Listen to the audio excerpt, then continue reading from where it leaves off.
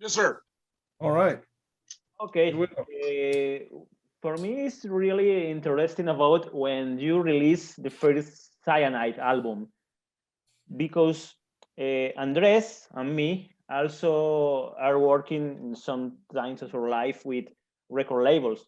And like you, we also released first albums or demos for some bands, but we have a lot of innocence in our minds because we don't know nothing about musical industry. And you know that musical industry is a really, really special industry. What about you? How was this of release an album of a band, and how was all the process of selling and the distribution process? Yeah, same. We didn't know. We didn't know anything about it. We just knew that we wanted to release, metal, and that was it. And then we just knew we wanted to release Cyanide's album that at that time. My partner, he did have some contacts for distribution, because he sold other things. Like he was somehow involved with buying bulk collections from people, and then he would sell things. He was kind of already into that, so he had some venues and some paths for distribution, but we didn't know what to do. We just figured, well, we got 1,000 copies here. What do we do with them? And we just started taking them to shows. I started contacting other labels, started doing trades, other distros, and really both of us, we were both just doing it. But the same thing, as you guys, we didn't really have any knowledge, and we didn't really, we just knew we wanted to put out some death metal, and that's what we did. I have a question for you, and it's you have gained a lot of notoriety through your YouTube channel. I have. Well, I like your humility. You're very humble. I like that. But you have. You have the amount of followers that you have and all that. And I know a lot of people approach you right now, like, okay, showcase my band on all this and all that. And the one thing that I have liked and have kept me looking at your channel is the fact that I can see the honesty that on what you're doing, which is rare. That's one of the things that I really admire, because I'm from the old school of metal, same as Chucho. We are honest about what we do. And I see that gradually you keep doing more and more and more to support the bands that you like, that you believe in. And proof of that is that festival that's going to happen tomorrow online. Unfortunately, by the time I edit and put the subtitles in Spanish and all that shit, and this comes out, the festival has already passed. But have you ever considered, and I wouldn't be surprised if you do eventually, going back into the record label thing and starting releasing stuff again and started getting more involved into the whole music industry, knowing that it will be easier for you to do it right now that you have so many followers all over the world? That's a good question. Have I thought? Well, thank you. First off, thank you that you see my passion, because that's what the channel was based on, was my passion for metal, and that's why I still continue to do it, because it's my passion. It's my bloodline. This stuff it's not my collection. It's my blood. It's my way of life. It's I have one son, but these are my firstborn. My Yes. collection, my records, these mean more to me than life. If anyone ever took this away from me, I wouldn't be me. Yeah. So so thank you for noticing my passion with what I do with the channel. But yes, I have thought about putting together another record label. I've thought about it, and I've thought about it.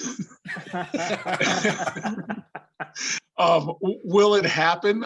I don't know. just because it's still gonna be work. It's still gonna be a lot of work. I don't know if I'm gonna be 51 this year, and I don't know if I want any more work because I'm trying to retire. So I don't know if I want any more work.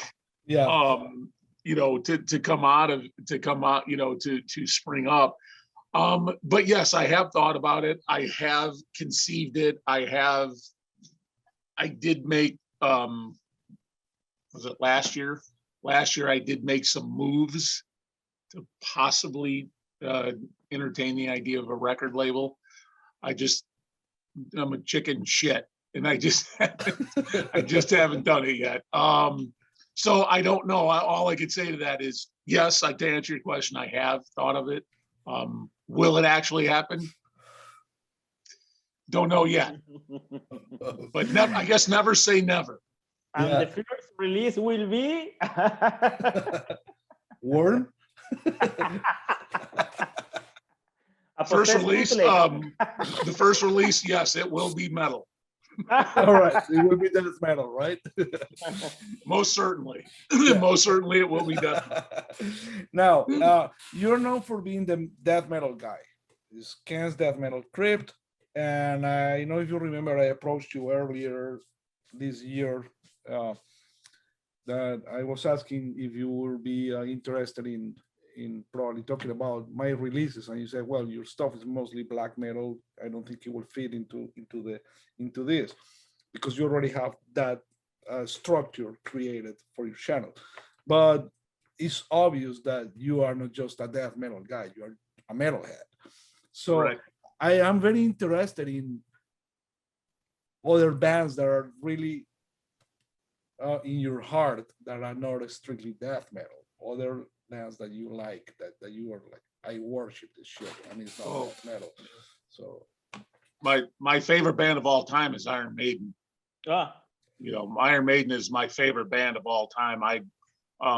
Iron Maiden can pretty much record themselves taking a dump in the bathroom, and I'm still gonna buy it. I'm still gonna tell everybody it's the greatest record that was ever recorded, because Iron Maiden does no wrong in the House of Ken.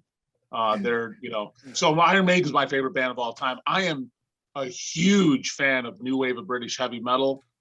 I love new wave of British heavy metal. I was hugely into the Mexican heavy metal scene, like Luzbel and bands like that, Anhelas del Infierno, and bands like that. I'm huge into the heavy metal scene.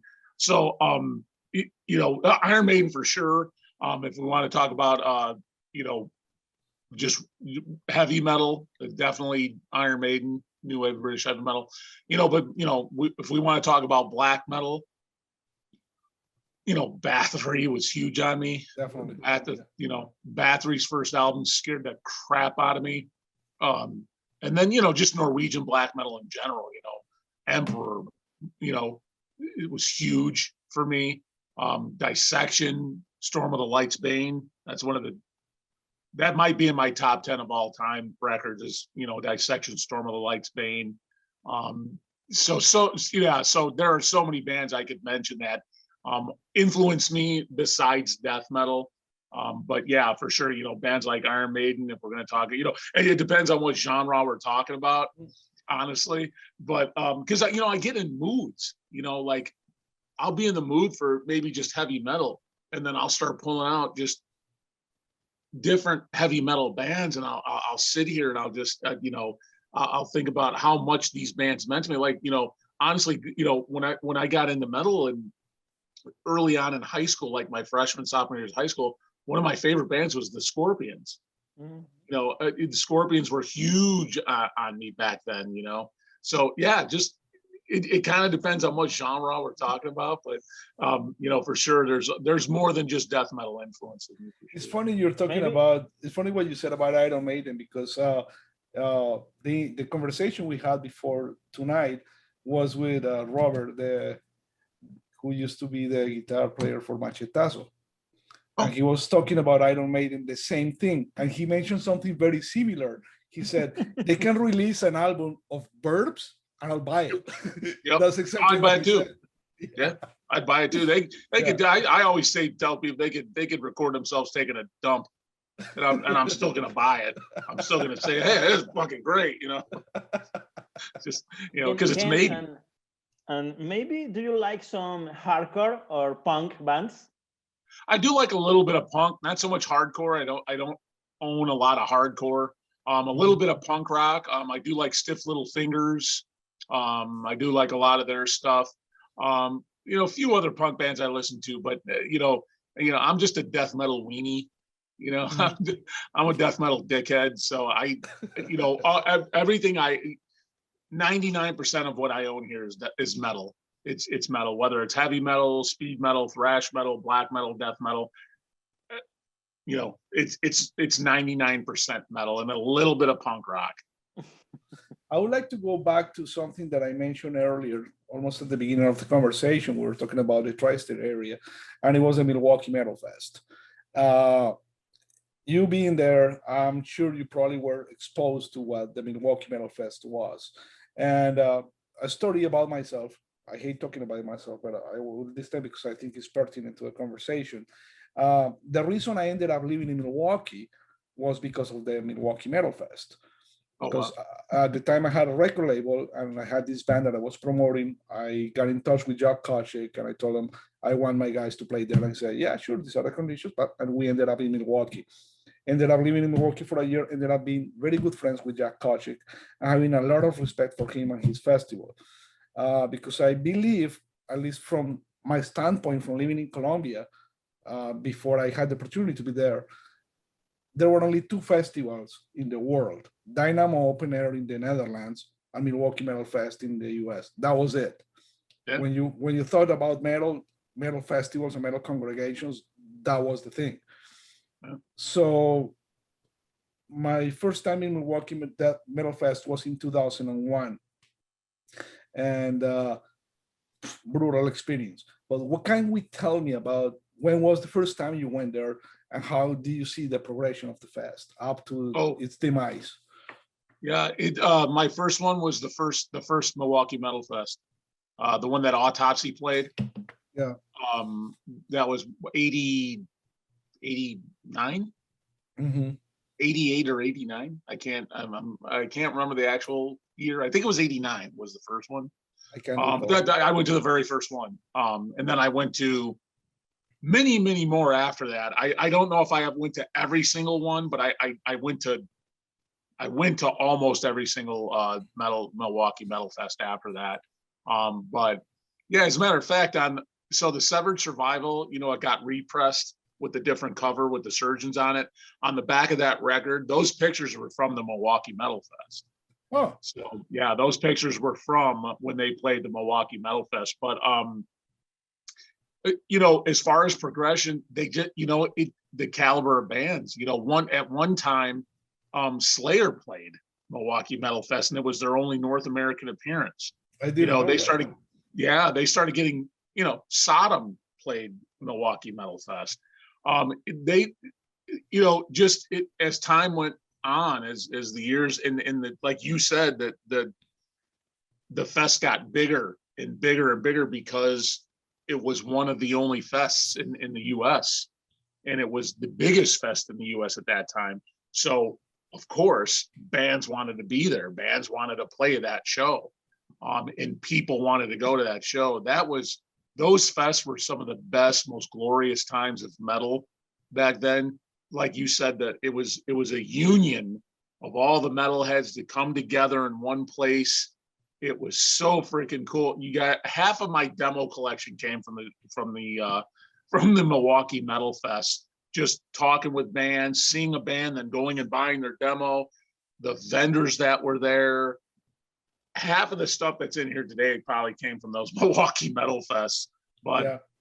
I think the progression was that they started getting bigger bands, bigger acts, wanted to play Milwaukee Metal Fest. Like I said, Slayer played, Sodom played. So the progression was good. Maybe Jack had his reasons. Obviously, maybe he was getting older, didn't want to do it anymore, whatever, wanted to retire. But as far as I was concerned, he could have still kept putting those shows on. Actually, Jack wanted to keep going. Problem is, people stopped coming. Really? Yeah, Wow. I don't know why. For example, I don't either. 2001, I was there with this band that I was working with, and for starters, I think the only time in my life that I have been on fanboy mode was that time. It's been working with a festival 2001 because all those idols that I had were just walking by me, and I was just like a little puppy. Oh, you're the guy from this band. I worship you from Colombia, and it was crazy. But in that festival, and actually, I was working for the festival on that edition. I was going to O'Hare to pick up the bands on a van and driving to Milwaukee and all that shit. So I got to drive Amon Amarth, Gorgoroth, Anathema. I don't remember who else. Einenherd. So those bands were playing there. DRI was playing, which for me was huge. Immolation, Crisian, Cadaver, you name it. It was fucking metal heaven. And he just went broke. He just went broke. He couldn't keep doing it because people started coming. Stopped coming. And I wonder why that was, because look at Maryland Death Fest now. Yeah, at the time they were doing that, remember the Hardcore and Metal Fest that was bringing more user-friendly bands, and I think there was an era of transition where people weren't so interested in that type of scene. They were more interested in the user-friendly, the trendy shit, and I think that's what led to a lot of hipster bullshit that is happening nowadays, my opinion. But people just stopped coming. But I remember. Do you prefer the demo tapes or 7 inches? Both. Both. Probably the demo tape. I think I like the demo, but I still collect 7 inches. I wish more labels would put out 7 inches. I wish more labels would do it, but I get it. 7 inches are hard to move. I think most labels will tell you 7 inches are hard to move because you can only usually put 2, 3, 4 songs on it, and people got to flip it over on their turntable after a couple songs. So they're hard to move. So I get why labels. Not just that, they're expensive to produce. That too. I have a record label that is vinyl only, and I wanted to release a 7-inch. And the difference between releasing a 7-inch and a 12-inch is minimal. So I would rather produce a 12-inch because it's expensive to produce a 7-inch. It's expensive, and a time to sell is a different price at 12 than a 7-inch. It's too bad because it's a dying breed, but I love 7 inches. I love them. I used to collect them back in the 90s when everybody put them out. I tried to collect as many as I could. Yeah. I tried to get every Seraphic Decay release there was. Oh. Or Thrash Records. I got a lot of Thrash Records. Fucking A. Sorcery? Sorcery, yeah. Thrash Records. I have the Revenant one. We were talking about, so here's the Ola de Valencia. Yes, sir. That's I didn't realize. So this is the copy I have, and then this is the Profanatica one. Yeah. I didn't realize that's the same.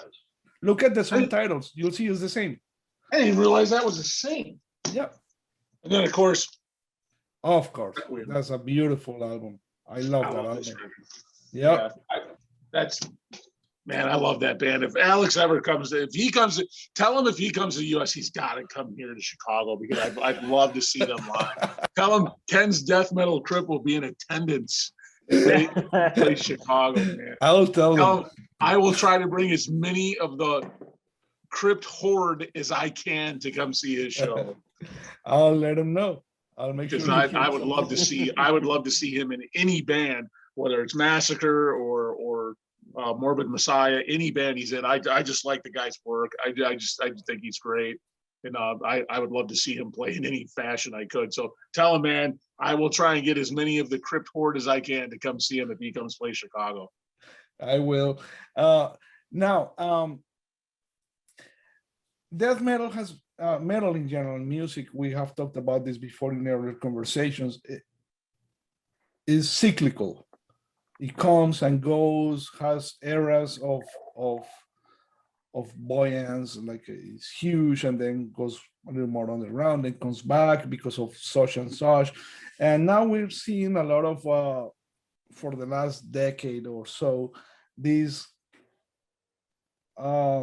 transition from death metal being a tribute to the 90s to new generations, regurgitating that into something new, into something more perhaps more interesting, because it's the mixture of better production with the sound from the early days and a little bit of new input from newer influences and newer things.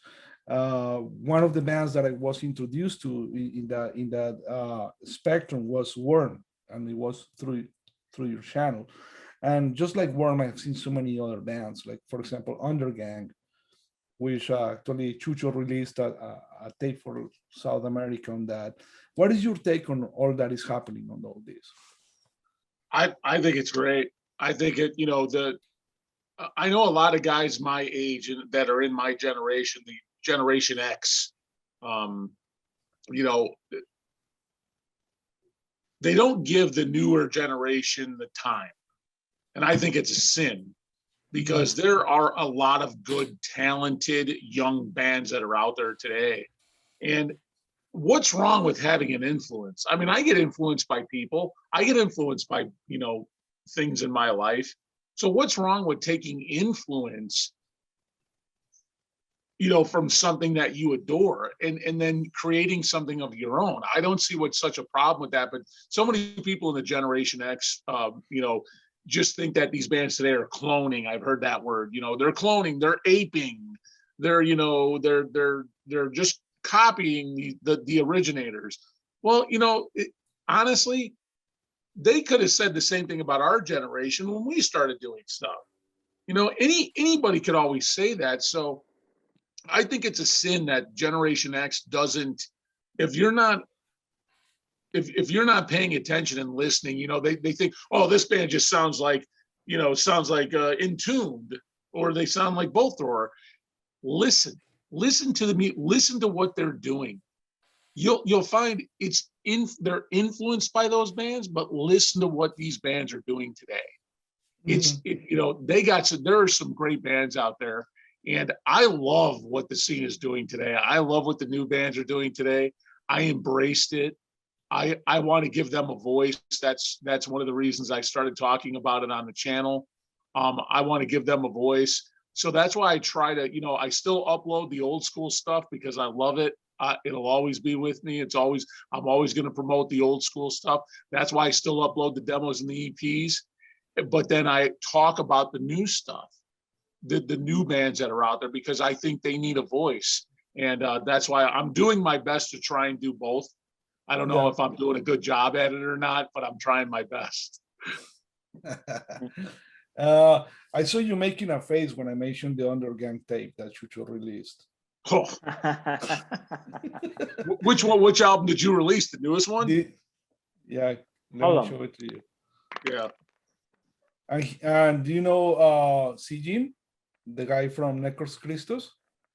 No. Oh, he also released a tape for South America for that one. Amazing shit also. You should listen to it. Oh, that's their bet. Okay. We gotta talk about that record.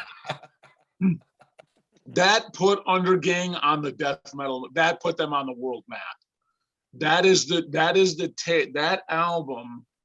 Their other albums were good before that. They were good, but that album, they did something different than the previous albums. They got heavier. Yes. It was definitely heavier. The vocal approach, especially that vocal, he got that. David Mikkelsen got the anti-Bowman vocal approach from Demolik. He got that really low approach. Yes.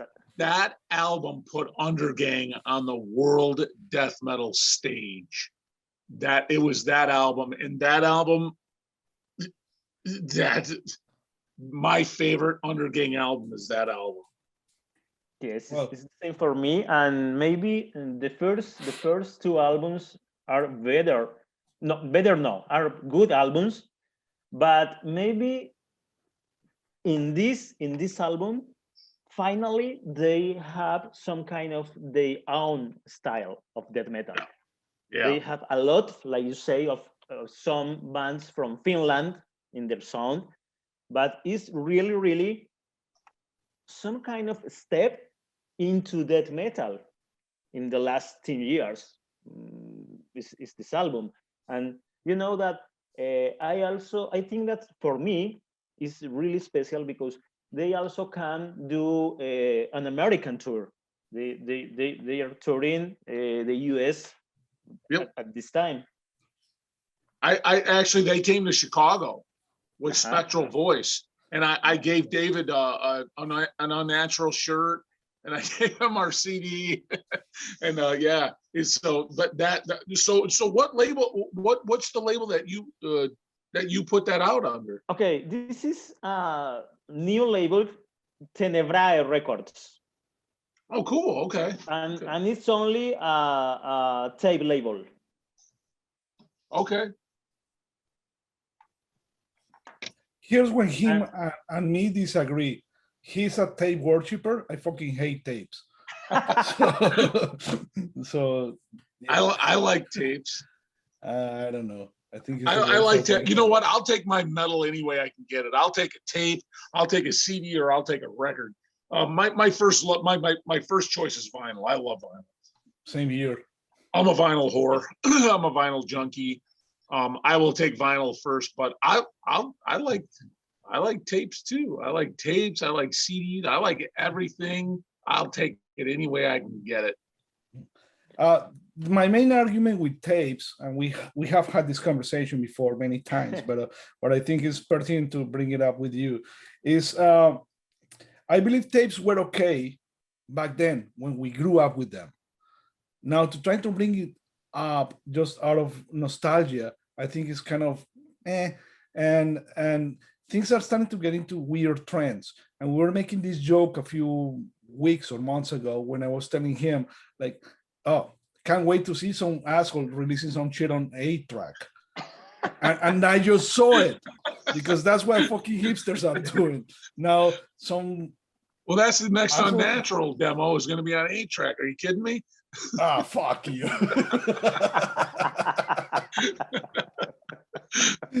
But don't you think it gets kind of ridiculous at some point? I think the media is just, it's feasible. Mm-hmm. I think what it is it's economical, it's feasible. Okay, I get it with tape, but 8-track? Give me a fucking 8-track, no, I'm not buying that. Yeah, give me a fucking break. No, yeah, they gotta give me a break on that. No, I'm not gonna buy an 8-track. I'm sorry. That's no. But as far as tapes, I mean, I get the tape thing. It's feasible. It's less expensive for the label. It doesn't, as far as media is concerned, it takes the least amount of storage space. Mm-hmm. So I get why the tape thing, and I have over 1,000 tapes in my collection, but you know what it is? For me, I don't mind a demo or an EP on tape. I still like demos on tape. That I get, but when people come like Celtic Frost tape box, all their fucking recordings on tape with pin, condoms, fucking bottle openers, etc. And now we're releasing the dissection one with fucking the DNA from fucking John.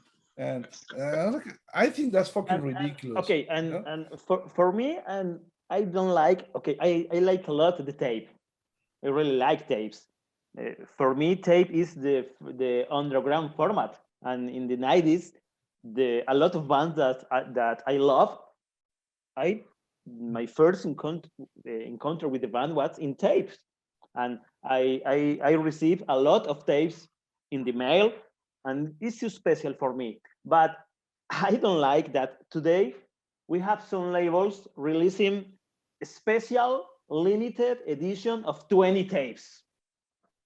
Yeah, that's stupid. Yeah, and then we it's the sold worst. out. Yeah, Yeah. like it's a big feat.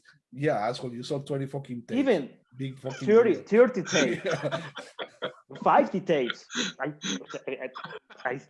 I when I see And the he's tape, laughing because he knows it's true. what? 20 tapes? Well, next question. He's laughing because he knows it's true. Yeah, no, I get it. I get it all. It's yeah, the tape craze, but I get it. No, I get it. Like I said, I still like a demo on tape. I prefer actually a demo on tape. If somebody's if a band's gonna come to me and say, "Hey Ken, can you talk about our demo?" I actually hope the demo comes to me on tape. Now honestly, I have over 1,000 cassettes in my collection. Most of them are demos or EPs. I didn't buy a lot of full lengths on cassette. I have some, but most of them are demos. If I buy a full length, it's usually going to be on vinyl or CD. Mm-hmm. No, actually, but a demo, I'll always buy a demo on tape. No, actually, one thing that Chucho and I agree is that back in the day, and that's when I see that is maybe relevant releasing a tape, is that you had to follow a path before you got to a full length, right? Yeah. You'll do a tape or two, demos, maybe perhaps a 7-inch or a split EP. on 7-inch. Exactly. And then you will move on to your full length. Back in the 80s and 90s, that's what bands did. They did demos on tape to get a record deal and get a vinyl. And I think that's an interesting thing to still keep alive, because I don't hate the format. When I say I hate the format, it's just not that I actually hate it. I just hate the trend that it has become. And I hate the fact that people are trying to capitalize on this nostalgia based on this format. And of all the formats, let's be honest, is the one that is the one that degrades the fastest, etc. But I respect if as a band you come and you release your demo on tape and then you want to move on and follow the progression of elder days, right? Instead of trying to jump out of nowhere with a full length and trying to get into an already overwhelmed industry with so many bands coming out, Yeah. So I get. You bring up a good question. I got a question for you guys. Mm-hmm. So some people have talked about this before, and I've never had this experience with my entire collection. I've never had this problem, but people talk about like their tapes becoming warped and their CD rot. Yep. Because have you guys ever had that problem? Because I've never ever had any of that happen here, ever. I've had CDs that I have bought, played them once or twice, and then when I want to listen to them again, they just don't work. I've had my main issue with tape is not the tape itself, even though it degrades over time. It's just the fucking tape players that they fucking get warped in there, and then and you pull it out, and then you fucked up the tape. That pisses me off. Yes. Whereas vinyl is the most reliable one. For as long as you take good care of the vinyl will last you generations. And it has been demonstrated. When CD came out, that was the main selling point. CD, the longevity of CD and this and this and that. No, that's true. It's not true. I have vinyl that are 30 something years old and still play like it was yesterday. I have CDs that I bought 20 years ago, and for some reason they just don't play. No, okay. I had with one, and it's one with a CD, and it's one of my faves death metal albums. Is the Monstrosity Imperial of Doom. Doom. Yeah. And I don't know why, and it's signed by Corpse Grinder. It's a special album for me, and I have the CD, Nuclear Blast, and the CD have some kind of fungus, Andres, hongo. Yeah, fungus. Fungus. Fungus. Yeah. And the CD have some little points and don't play, don't work. Oh, you got. Oh, It's the only one, and for me, I'm really afraid because when I someday see the CD that at the first the CD begins to jump, and what after a year maybe don't work, don't play, and I'm afraid because the other CDs have the same fungus, and I one for one, but no, it's only this one. I don't know, but it's the only case for me. I wonder. Maybe it's a Russian bootleg. No, it's not a Russian bootleg. Because they say that No. the Russian bootleggers are. I buy it more than 20 years ago, more than 25 years ago. It's What? not a So Russian I wonder bootleg. why that happened. Is it because maybe the climate? Because it's so hot? No. Because you're in Colombia? No, It's I hot. don't know. It's really. Okay, I've Ken, never that had was that. very fucking racist what you just said. But it's hot. It's hot in Colombia all the time. Yes. So it's Come on. warm. No, especially the city he lives in is very hot and humid. Is it? Which Yes, city very do you hot live and in? But He okay, lives in Cali. yes, I He's live in very Cali. hot. He's right by the Pacific. It's in the southwest of the country. No, is that I have a good friend who he was good friends with the guys in Witch Trap in Medellin. Yes, Medellin. Yeah, is that by where you live or no? No, it's far. No, it's far. It's on the other So end of the country, pretty much. So I wonder if that's something, maybe because the people that are told me, oh yeah, I had a lot of CDs, CD rock, but they live like here in the States, but they live in Arizona, where it's hot all the time there. But it's dry. Yeah, but It's not a breeding ground for fungus. here in Chicago, I never had a problem with CD rot. I have CDs from 30 years. I never had a problem. I can still play them today. So I wonder how that happens. I don't know. It's a mystery. Yeah, it's weird. It's weird. Yeah, it's a mystery. We could talk about It's about not more a Russian fancy- bootleg. Now, when we're talking about this conversation, I asked you to put aside like the gems of your collection and stuff that for you is as quintessential in the history of metal in your collection and stuff. So let's start. How about we start talking about certain things that you think are pivotal and quintessential in the history of metal that are in your collection and why? Let's have some death metal class here with Uncle Kem. I don't have any. Ah, I don't have any gems. As far as death metal is concerned, if you didn't like Entombed, oh yeah. if you didn't like Entombed, you were nuts. If you didn't like the Entombed demos, you didn't like it. Entombed was always a staple. I really got into the Swedish scene, especially because of Entombed. So when I started, going down that path of Swedish bands, I just started finding a plethora of bands that just mesmerized me. Bands like Altar, Yep. No Flesh Shall Be Spared demo. That demo just other band from Perra Carlson from Mault Magazine. That guy was awesome. And that's what I mean about fanzines. That's what I mean, that the fanzines, they were huge in giving the average reader. I was an average person, an average fan. And it was huge in gaining knowledge about the metal scene. Bands like, Exhumed from Sweden. Exhumed from Sweden.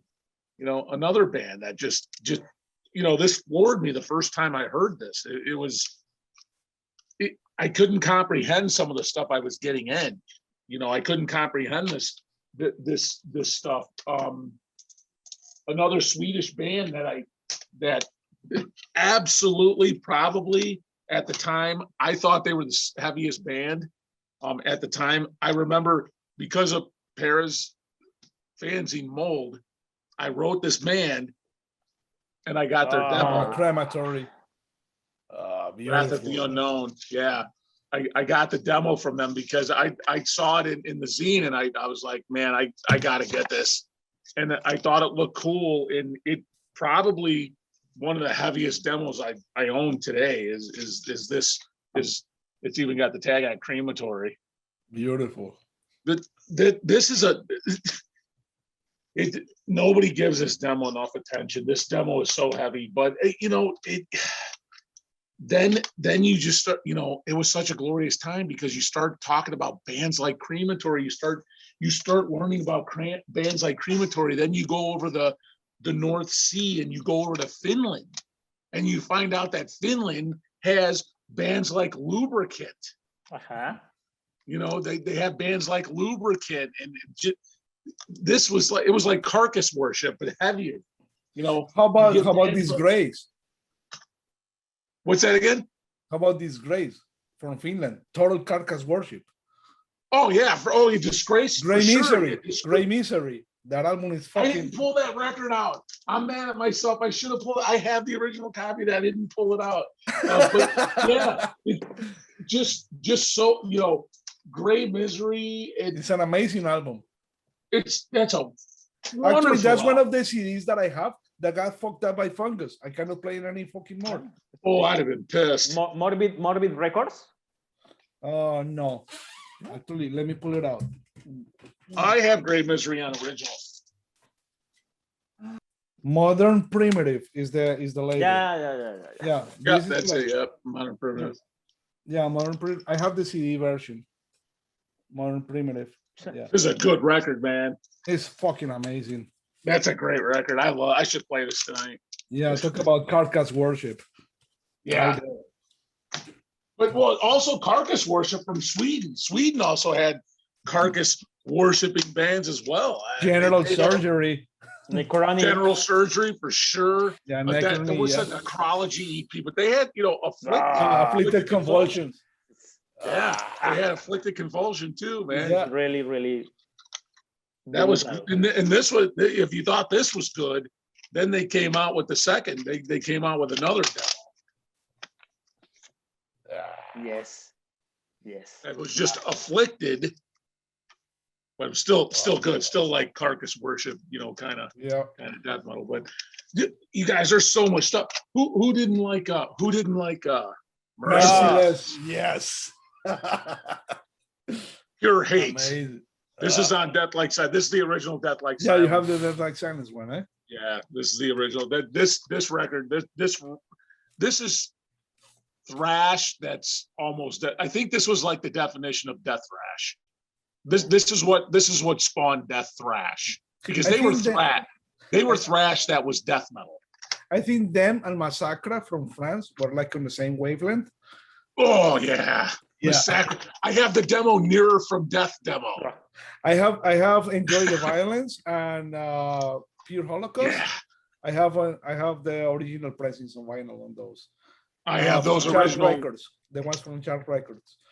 That's exactly what I have. I have the original vinyls of Enjoy the Violence and what was the second one called? Pure Holocaust, I think. No. Pure Holocaust. Yeah. And then I got the third one, Signs of the Decline. I got the repress of that. Wow. I never did get that on original. Wow. But do you remember? Do you guys remember the band God to Throne when they first started out? Of course. Yeah. Christ Hunt. This is the Christ Hunt demo. Oh. Yeah, I remember writing to these guys and getting the Christ Hunt demo. Yeah, this was another for like the Netherlands. Very original. Actually, the Netherlands had very unique bands. When you listen, for example, Acrostic on their early demos with what was her name? Corinne, with Corinne on the vocals. The girl, yes. Yeah, fucking amazing. Or maybe Phlebotomize. Yeah. Oh yeah, Phlebotomize. Even really special for me. Even Early Gathering as well. Yes, the first one is really good. Yeah, I think I have the first one. I was never really into that band though. Never really got into the Gathering. Oh, the early stuff is very good.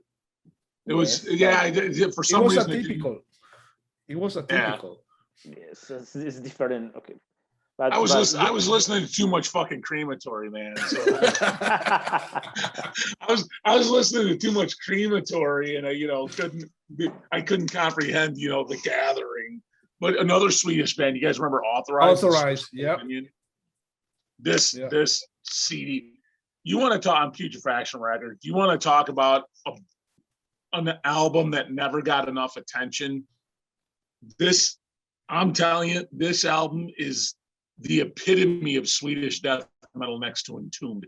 This album was, they should have been up there with the big Swedish bands like Entombed, Unleashed, and Grave. This band could have been that good. That's how good this album was, and they did. After this, they quit. This is the only thing they did, and then they quit. Yep. They could have done more. They should have done more. That album fucking rules. There's other thing, like most people focuses a lot on, let's say in North America, like most people focused on New York area, Florida area, and disregarded other pockets like Chicago, even some stuff that was happening in LA, even Texas. Same happens with Europe. A lot of people focused on Sweden, perhaps the Netherlands, Finland, but fucking the UK was producing fucking amazing shit. Same with Austria, with the Austrian trilogy, Pungent Stench, Disharmonic Orchestra, Disastrous Murmur. And we're talking also about atypical bands from Austria, like a fucking Visceral Evisceration, which is an amazing fucking band. What's your take on all that? What bands can you recommend from outside of the typical that you outside of the typical deserve a lot of attention? Like you said, man, it just from Australia, Misery. Yeah. If you like, Australia's another one of those countries like you just talked about, Andreas, is that they just don't get enough recognition with some of their bands. But this demo destroys, man. I actually have the Misery re-edition that the Crypt released. Oh, Chucho has that's it awesome. too. Look, he has it too. Oh, there you go, man. That's it, dude. This demo rules. You know what? Another sticking with Australia. I'm glad I pulled this out. Anatomy. Anatomy, yes. Black. Yeah, that's really brutal. Wow. Fucking great demo for those whose eyes are black. Another great demo. You got that one too? No. Maybe we can trade. Yeah. Bands I could, when you say bands I could recommend today or yesterday. In general, because, dude, there's so many bands that have not scratched the surface of the death metal world that should. I have so much more I could share on the channel. My problem is I'm getting older, and one day I'm gonna have to retire. And I hope someone can pick it up where I leave off. I hope there's someone out there that can pick it up where I leave off, to keep the old stuff, alive and to promote the new stuff. Because one day I can't. One day I'm gonna have to step away from all this, and I just hope there's somebody out there that can answer your question, Andreas, and say, when you say, hey, can you recommend something that's not in the typical area? Somebody that can say, yeah, right here, and because one day I'm not going to be here to do that, but. Yeah, because I remember, for example, Transgressor from Japan. Oh yeah, it's amazing. Or some bands from Poland, Vader, Imperator, Exorcist, Imperator Maiden. Was amazing. Imperator is amazing and a different band.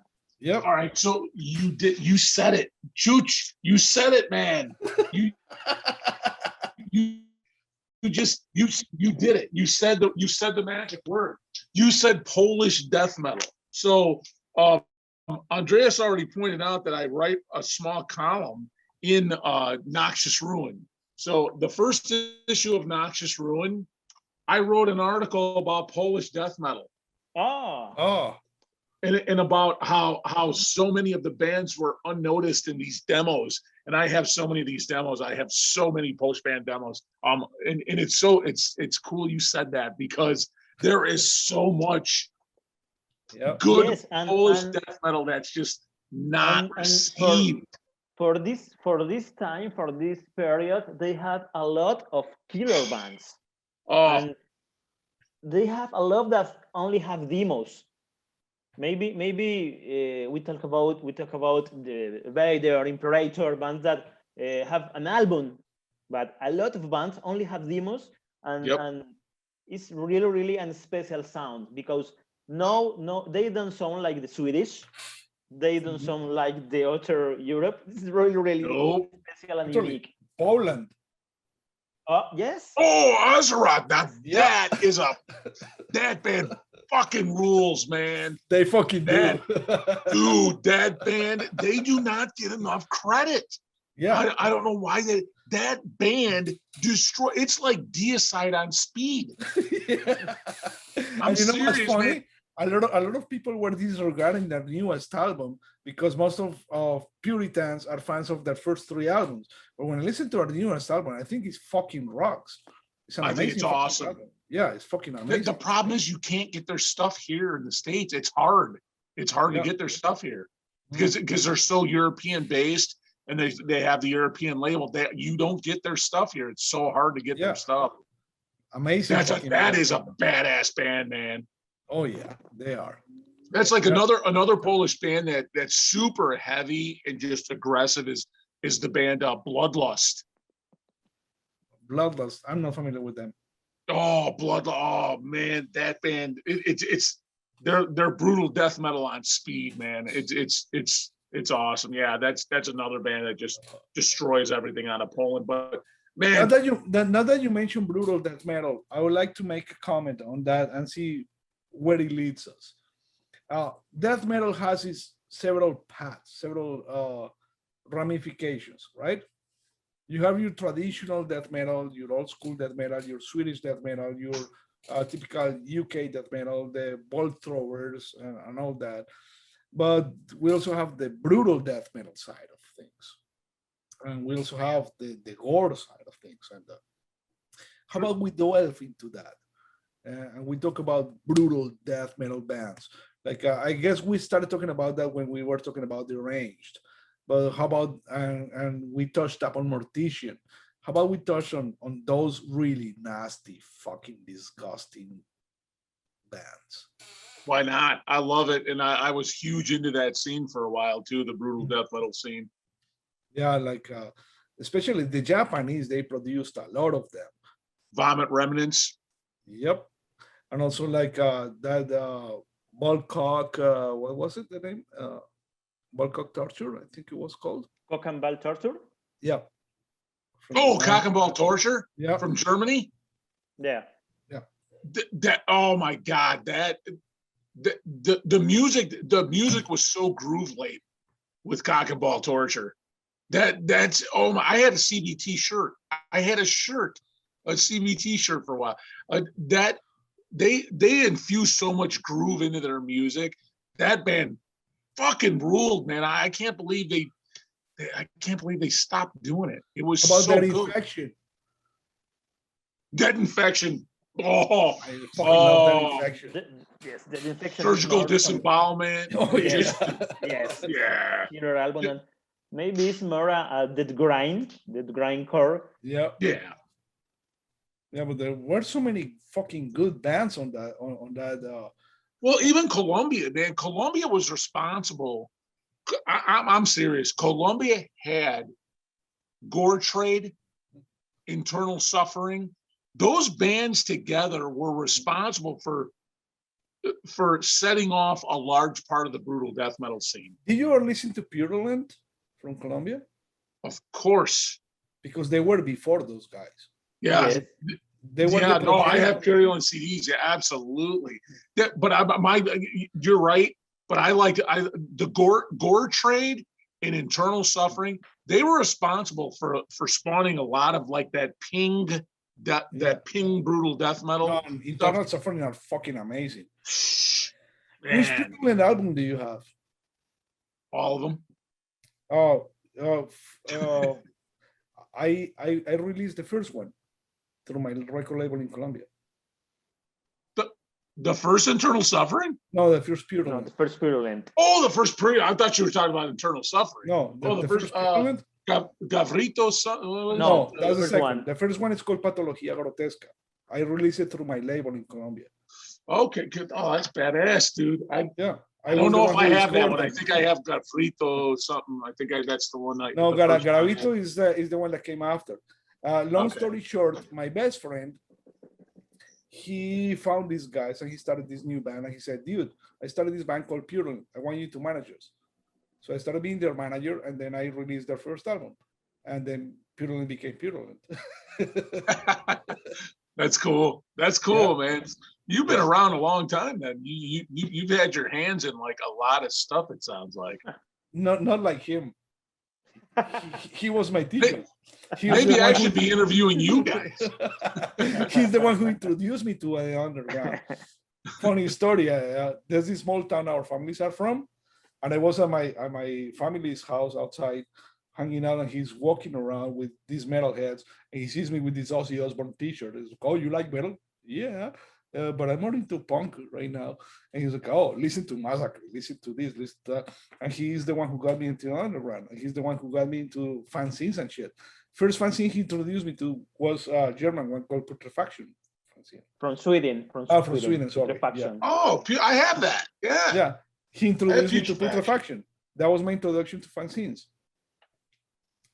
Yeah. And then we went on to do our record labels and our things, and we were responsible for releasing a lot of things from Colombia. Wow, you guys are, man. Yeah. Do you have Ken? Do you have?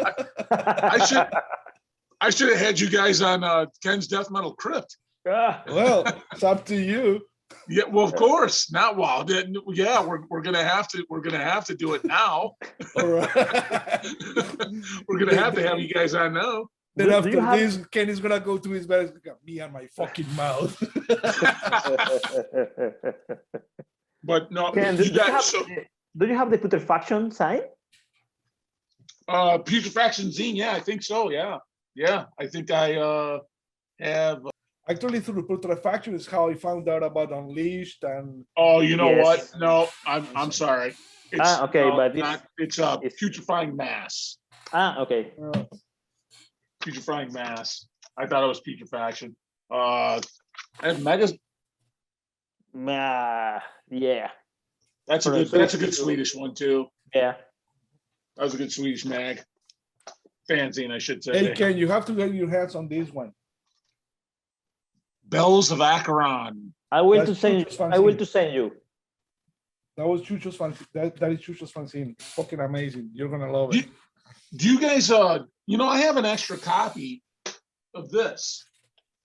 I have an extra Mark Riddick. He's a good friend of mine, Mark Riddick. And he's a good friend of mine. He sent me an extra copy of this. Do you have this? No. Repulsive? No. It's huge. It's huge. I'll send this to you. Because I'll send this to you because I have an extra copy. I have this. So Mark Riddick, because Mark Riddick did the artwork. It's called Corporal Arts Zine. Wow. Yeah. So it's really cool. It's a really good zine. So I'll send this to you, man. Because I got an extra copy. Amazing. I'll send that to you. But yeah, no, dude, zines, like they were the shit. The Hammock Slaughter. Yeah. The Hammock Slaughter. This was like you learned about every band in the, even bands, like the Accused. Oh yeah. Yeah, the Accused and this is old school. This is, Hammock Slaughter. I mean, you never heard of a band called Mayhem before. I don't know if you ever came across this fanzine that we were talking about once with Chucho in the first conversation we had about fanzines. Holocaust from Poland. Poland. Amazing fanzine.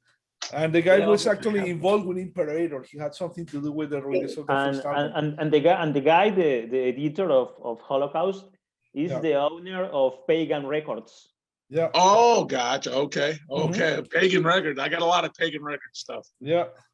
And also there was a fanzine that I loved from Italy. It was called Skull Crusher. It was amazing. I love And I was death actually, metal.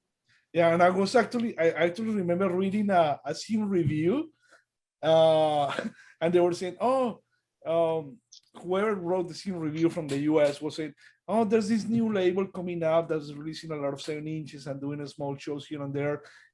Seems like they have a promising future. It's called Relapse Records. Yeah.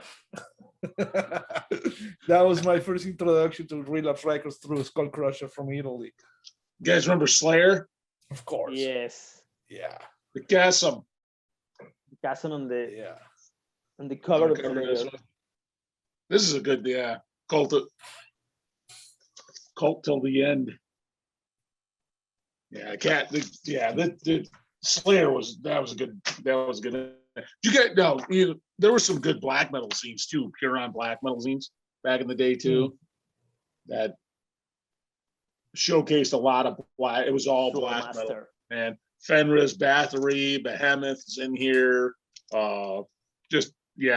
Summoning.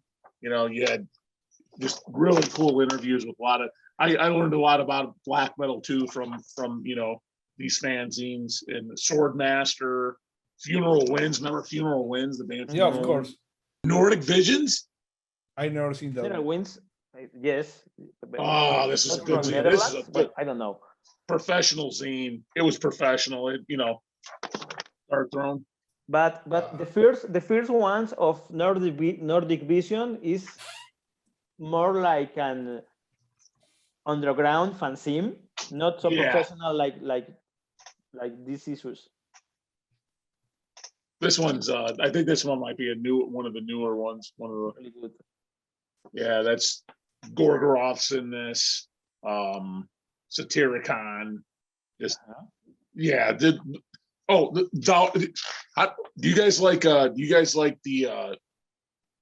the Greek black metal scene at all? What? The Greek black metal? Greek. Oh, come on. Yes. For me, I like more Greek bands than Norwegian bands. I really like more Actually, Rotting Christ. I like all the Greek bands from back in the day, right? But one band is on my top all the fucking time. It's actually a Greek band. It's Ravencult.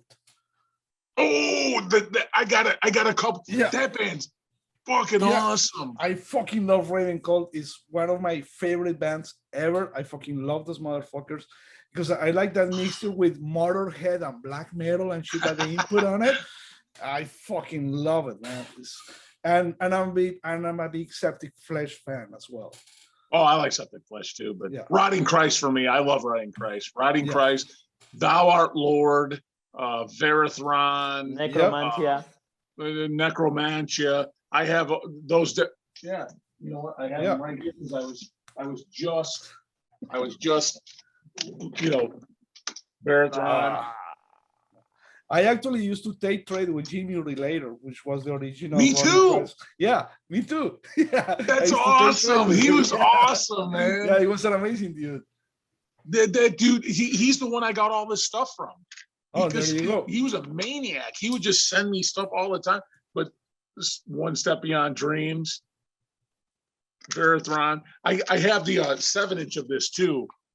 He's the one that told me about Verathron. I didn't know anything about Verathron until Jim Mutilator told me about it. And then you remember he sent me this Lemegathon? Yes. Lemegathon demo. And then I have this on vinyl, but Jim Mutilator sent me the tape. His Majesty at the Swamp original on Cyber Music. Sweet. Here's some more. La cara del chucho. There's more. There's like Necromancia, the promo from 1990. Nah. Fuck. Man, you're making me hate my life. Fuck you. There's It's necromancias and necromancia. Pyrrhic Yeah. rituals. Amazing. He sent me that, and then another Verathron demo, Procreation, Mm-hmm. Verathron demo. Oh, this is a good band. Medieval Demon. Yes. This is very good. This is a very good demo. That's I don't very know good. them. And then of course, Jim Mutilator. One of the first things he sent me was the AIDS Wins demo. Yeah, I love Greek black metal. Is for me is one of my favorite. One of my favorite black metal scenes. You know what was funny? The first letter I got from Jimmy Relator was that flyer from Osmos for the Profanatical Massacre album, and on the back was the letter. Oh, yeah, that's fucking cool. Do you still have it? No, I got rid of all that shit when I left my country. You know what, man? I didn't keep all my letters either, because you didn't at the time. You didn't think like they wrote you a letter back. You didn't think about it like you were gonna keep it. You just, now of course I keep everything. But no, with me the problem is I cherished all that, but when I had to leave my country, I had to choose what I could bring with me and what I couldn't. So the letters I had, I don't know, hundreds of letters, and I just gave him to a friend, and I don't know what he did with them, because I used to do tape trading with Euronymous as well. And cool. So I had letters from Euronymous. That's fucking cool, man. Yeah. Wow. So I had all those things, and I gave him to a friend. I don't know what he did with them, but I had letters from Entombed, from Carcass, from fucking Ball Thrower, Napalm Death, Gorefest, and more underground bands as well, like Running Christ. I remember Decomposed is a band from a doom band from England that Chucho and I worship. I interviewed him for my fanzine. Decompose, yeah, I had a fanzine. Funeral Obsession. Yeah, I had a fanzine back in the day, so I interviewed all those bands. And one of my most regular pen pals also was Jeff Groslin from Vital Remains. I was good friends with him. We used to be good friends. He used to come and stay at my house. He used to come here to stay with me in Chicago on his vacations and stuff. We were very, very good friends. I lost contact with him throughout the year. Oh, seems like the connection is freezing. Pasa algo con la conexión. Yeah, seems like the connection is getting kind of fucked up. Yes, pero.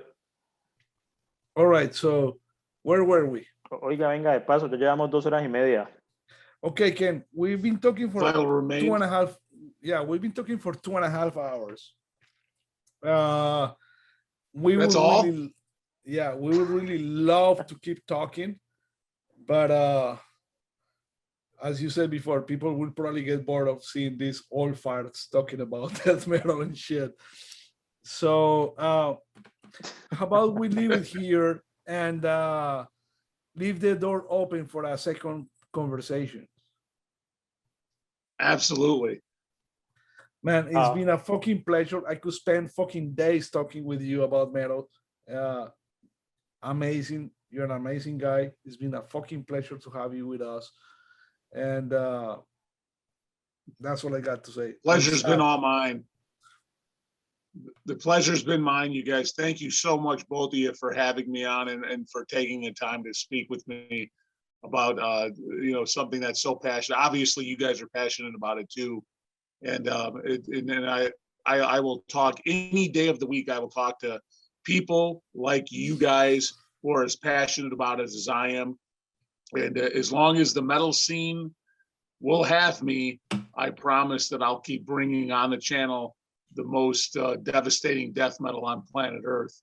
And together, let's everyone together, we'll raise high the banner of death metal. Fucking A. Thank you very much, Ken. Thank you. Thank you very much. I look forward to doing it again if you guys want to do it again. Oh, fucking A, we will.